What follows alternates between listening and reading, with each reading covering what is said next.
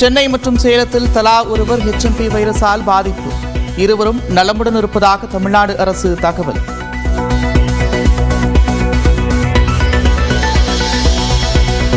பெங்களூரு மற்றும் குஜராத்தில் 3 பச்சிளம் குழந்தைகள் உட்பட 5 பேருக்கு HMP வைரஸ் தொற்று. ஏற்கனவே உள்ள தொற்றுதான் என்பதால் அச்சப்பட தேவையில்லை என்று மத்திய சுகாதாரத்துறை அமைச்சர் JP நட்டா உறுதி. HMP வைரஸ் பாதிப்பால் பொதுமக்கள் பதற்றமடைய தேவையில்லை. கொரோனா அளவிற்கு பெருந்தொற்றாக மாறாது என்று மருத்துவர்கள் நம்பிக்கை. காய்ச்சல், மூக்கடைப்பு, தோல் தடினமாதல் உள்ளிட்டவை HMP வைரஸின் அறிகுறிகள். பொது இடங்களில் முகக்கவசம் அணிய அகில இந்திய மருத்துவ கூட்டமைப்பு அறிவுரை.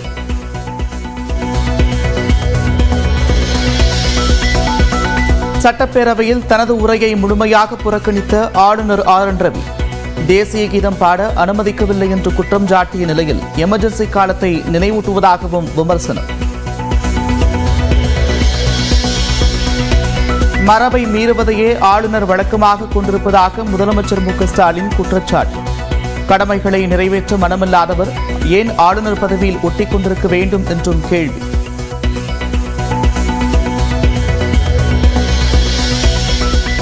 டெல்லி சட்டப்பேரவை தேர்தலுக்கான தேதி இன்று அறிவிப்பு. பிற்பகல் 2 மணிக்கு செய்தியாளர்களை சந்திக்கும் தலைமை தேர்தல் ஆணையர்.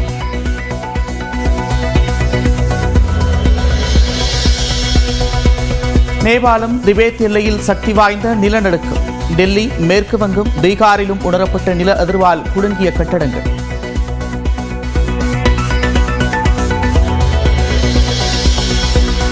அண்ணா பல்கலைக்கழக மாணவி பாலியல் வன்கொடுமை சம்பவம் குறித்து கருத்து சொல்ல மறுத்த ரஜினிகாந்த் அரசியல் கேள்விகள் வேண்டாம் என்று கூறி தவிர்த்தார்.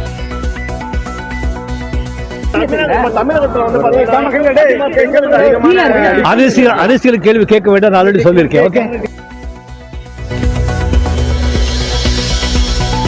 பொங்கல் பண்டிகையை முன்னிட்டு வரும் வெள்ளிக்கிழமை முதல் 3 நாட்களுக்கு 14,000 சிறப்பு பேருந்துகள் இயக்கப்படுகின்றன. கோயம்பேடு மதுரவாயல் சாலையில் ஆம்னி பேருந்துகளை நிறுத்தினால் கடும் நடவடிக்கை எடுக்கப்படும் என்று அமைச்சர் சிவசங்கர் எச்சரிக்கை. மதுரை மாவட்டத்தில் ஜல்லிக்கட்டில் பங்கேற்பதற்கான முன்பதிவு அவகாசம் இன்று மாலையுடன் நிறைவு.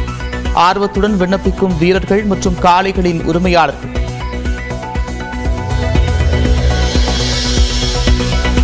நான் பேசும் பேச்சு சர்ச்சையாகிவிட்டால் நான் பேசி என்ன பயன்? சீமான் கேள்வி. சென்னை புத்தக காட்சியில் புதுச்சேரி தமிழ்த்தாய் வாழ்த்து பாடி சர்ச்சையானதற்கு மன்னிப்பு கேட்க மாட்டேன் என்றும் சேலத்தில் பேட்டி.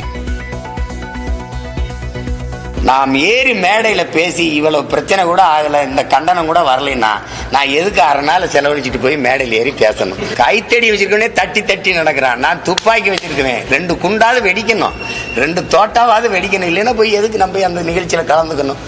இப்படி நடக்கும்னு தெரிஞ்சுதாங்க அந்த நிகழ்ச்சி நடந்திருக்கு. இல்லைன்னா என்னையே எங்களுக்கு வெளியிடணும். சரி, ஏதோ அவங்க ஆசைக்கு கேட்குறாங்க. இதெல்லாம் மன்னிப்பு கேட்குற ஆளா நான்? உதகையில் 1 வாரத்திற்கும் மேலாக நிலவும் உறைபனியால் மக்களின் இயல்பு வாழ்க்கை பாதிப்பு. பணியை பொருட்படுத்தாமல் விளையாட்டு வீரர்கள் பயிற்சி.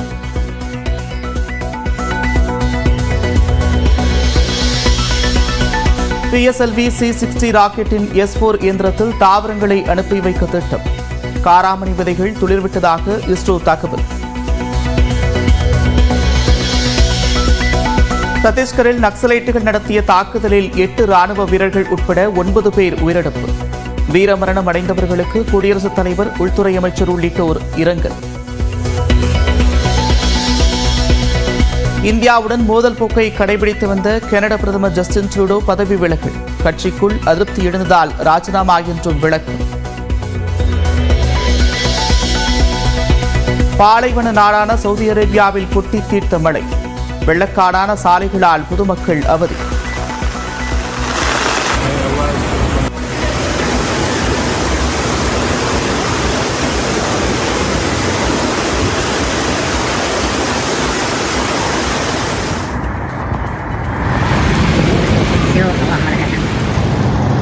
தமிழ்நாட்டில் சுமார் 6,36,00,000 வாக்காளர்கள் இருப்பதாகவும் ஆண்களை விட பெண் வாக்காளர்களே அதிகமாக உள்ளதாகவும் தலைமை தேர்தல் அதிகாரி அர்ச்சனா பட்நாயக் தெரிவித்தார்.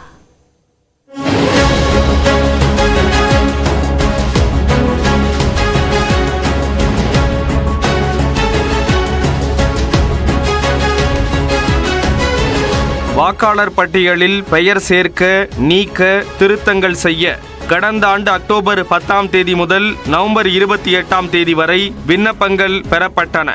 அதன் மூலம் 13,80,163 பேர் சேர்க்கப்பட்டதாகவும் 4,97,800 பெயர்கள் நீக்கப்பட்டதாக தமிழ்நாடு தலைமை தேர்தல் அதிகாரி அர்ச்சனா பட்நாயக் தெரிவித்துள்ளார். 2,15,244 வாக்காளர்களின் பதிவுகளில் திருத்தங்கள் மேற்கொள்ளப்பட்டதாக அவர் குறிப்பிட்டிருந்தார். இது தொடர்பாக சென்னை தலைமைச் செயலகத்தில் செய்தியாளர்களை சந்தித்த தமிழ்நாடு தலைமை தேர்தல் அதிகாரி அர்ச்சனா பட்நாயக் சிறப்பு சுருக்கமுறை திருத்தத்தின் ஒருங்கிணைக்கப்பட்ட இறுதி வாக்காளர் பட்டியலை வெளியிட்டார். வாக்காளர் பட்டியல் பெயர் சேர்க்க, திருத்தம் மற்றும் நீக்க பெறப்பட்ட படிவங்கள் அனைத்தும் கள ஆய்வு செய்யப்பட்டும் உரிய விண்ணப்பங்களின் மீது நடவடிக்கை எடுக்கப்பட்டது. அதன்படி தமிழ்நாட்டில் 6,36,12,950 வாக்காளர்கள் உள்ளதாக தெரிவிக்கப்பட்டுள்ளது. பெண் வாக்காளர்கள் 3,24,29,803 என்றும் ஆண் வாக்காளர்கள் 3,11,74,027 பேர் என்றும் தெரிவிக்கப்பட்டது.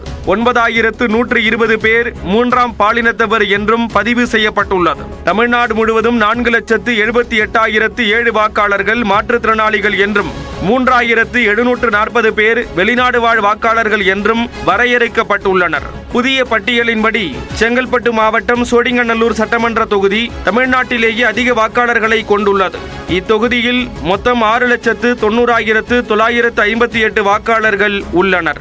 அதற்கடுத்தபடியாக கோயம்புத்தூர் மாவட்டத்துக்குட்பட்ட கவுண்டம்பாளையம் தொகுதி 4,91,143 வாக்காளர்களை கொண்டுள்ளது. குறைந்தபட்சமாக நாகப்பட்டினம் மாவட்டம் கீழ்வேலூர் தொகுதியில் 1,76,505 வாக்காளர்கள் மட்டுமே உள்ளனர்.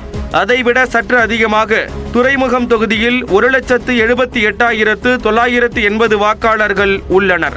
மாவட்ட வாரியாக அதிகபட்சமாக சென்னை மாவட்டத்தில் 19,70,000 ஆண்கள், 20,44,000 பெண்கள், 1,276 மூன்றாம் பாலினத்தவர்கள் உட்பட 40,15,878 வாக்காளர்கள் உள்ளனர். அதில் அதிகபட்சமாக வேளச்சேரி தொகுதியில் 3,16,642 வாக்காளர்கள் உள்ளனர். மாவட்டங்களில் குறைந்தபட்சமாக அரியலூரில் 2,62,440 ஆண்கள், 2,66,232 பெண்கள், 19 மாற்றுத்திறனாளிகள் உட்பட 5,28,691 வாக்காளர்கள் உள்ளனர். தமிழ்நாட்டில் 18 வயது முதல் 19 வயது வரை மொத்தம் 10,61,556 வாக்காளர்களும் 80 வயதுக்கு மேல் மொத்தம் 17,65,559 வாக்காளர்கள் உள்ளதாக தேர்தல் ஆணையம் தெரிவித்துள்ளது. தமிழ்நாட்டிலும் நுழைந்த HMP வைரஸின் அறிகுறிகள் என்ன? இதனை தடுப்பதற்கான வழிமுறைகள் குறித்து மருத்துவர்கள் என்ன சொல்கிறார்கள்? பார்க்கலாம் இந்த செய்தி தொகுப்பில். சீனாவில் வேகமாக பரவி வரும் ஹியூமன் மெட்டா நியூமோ வைரஸ் தற்பொழுது இந்தியாவிலும் நுழைந்துவிட்டது. கர்நாடகா, குஜராத் உள்ளிட்ட மாநிலங்களைத் தொடர்ந்து தமிழ்நாட்டிலும் HMPV பாதிப்பு கண்டறியப்பட்டுள்ளது. இந்த HMP வைரஸால் பாதிக்கப்பட்டவர்களுக்கு மூக்கடைப்பு, மூக்கில் நீர்வடிதல், இருமல், மூச்சு விடுவதில் சிரமம், மூச்சு திணறல், தொண்டை கரகரப்பு, காய்ச்சல், தோல் தடிமன் போன்ற அறிகுறிகள் இருக்கும் என மருத்துவர்கள் கூறுகின்றனர். பேசிக்கலாக ஃபீவர், பாடி பெயின், ஒரு சோர் த்ரோட், தொண்டையில் எரிச்சல் இருக்கிறது, தொண்டை வலி இருக்கிறது, காஃப் இருக்கிறது, மூச்சு வாங்கல் இருக்கிறது, இந்த மாதிரி இருந்தால் டாக்டர்கிட்ட போயிட்டு இது வைரல் இன்ஃபெக்ஷனாக இருக்கலாமான்னு டெஸ்ட் பண்ணி அதுக்கு மாத்திரை எடுத்துக்கிறது பெட்டர். பட் எல்லாருக்கும் டெஸ்ட் பண்ணணுமா அப்படின்னா அவசியமும் இல்லை. வைரஸ் HMPV அப்படின்றது பலகாலமாக இருக்கிற வைரஸ். பட் யூஸ்வலாக சர்க்குலேஷனில் அது ரொம்ப கம்மியாக இருக்கும். ஸோ நமக்கு பரிச்சயப்பட்ட வைரஸ் அப்படின்றதுனால ஒருத்தருக்கு பர்சன் டு பர்சன் டிரான்ஸ்மிஷன் இருக்கிறது நார்மல் தான். ரொம்ப சர்ச் அப்படியே கொரோனா மாதிரி ஒரு வேவ் மாதிரி வரும், அவுட் பிரேக் மாதிரி வரும் அப்படின்னு சொல்ற அளவுக்கு இப்போதைய சிச்சுவேஷன் இல்லைங்க. கொரோனாவை போன்று சீனாவில் தொடங்கி தமிழ்நாட்டில் பரவினாலும் இது நீண்ட காலமாக வழக்கத்தில் இருக்கும் ஒரு வகை வைரஸ் தான். எனவே பொதுமக்கள் அச்சப்பட தேவையில்லை என மருத்துவர்கள் தெரிவித்துள்ளனர். ஏற்கனவே இந்த மாதிரி சர்க்குலேஷனில் நம்ம ஒரு வாரத்துக்கு 2 வாரத்துக்கு முன்னாடி டெஸ்ட் பண்ணோம்னா கூட இந்த பேனல் டெஸ்ட்டில் ஹியூமன் மெட்டானிமோ வைரஸ் ஸ்டில் பாசிட்டிவாக வந்திருக்கிறது நம்ம பார்த்துருக்குறோம். ஸோ இதுக்காக நம்ம பீதி அடைய தேவையில்லை. இன்னும் சில அதிகாரப்பூர்வமான அறிவிப்புகள் வரட்டும். இது மாற்றமடைஞ்ச வைரஸா இல்லை நார்மலாக நம்ம பார்க்கக்கூடியதான்றது தெளிவாக வெளியில் தெரிகிற வரைக்கும் யாரும் பயப்பட தேவையில்லை. HMP வைரஸ் பாதிப்பால் ஏற்படக்கூடிய அறிகுறிகள், முன்னெச்சரிக்கை நடவடிக்கைகள், தவிர்க்க வேண்டியவை குறித்து அகில இந்திய மருத்துவ கூட்டமைப்பு சில வழிமுறைகளை வெளியிட்டுள்ளது. ஜலதோஷம், இருமல் போன்ற அறிகுறி இருந்தால் இருமும் போது மூக்கு மற்றும் வாயை மூடிக்கொள்ள வேண்டும் என அறிவுறுத்தப்பட்டுள்ளது. சோப்பு நீரால் அடிக்கடி கைகளை கழுவுவதோடு கூட்டம் நிறைந்த பொது இடங்களுக்கு செல்லும் பொழுது முகக்கவசம் அணிய பரிந்துரைக்கப்பட்டுள்ளது. மற்றவர்களுடன் கைகுலுக்குவது, ஒருவர் பயன்படுத்திய கைக்குட்டையை பயன்படுத்துவது போன்றவற்றை தவிர்க்க வேண்டும் என வலியுறுத்தப்பட்டுள்ளது.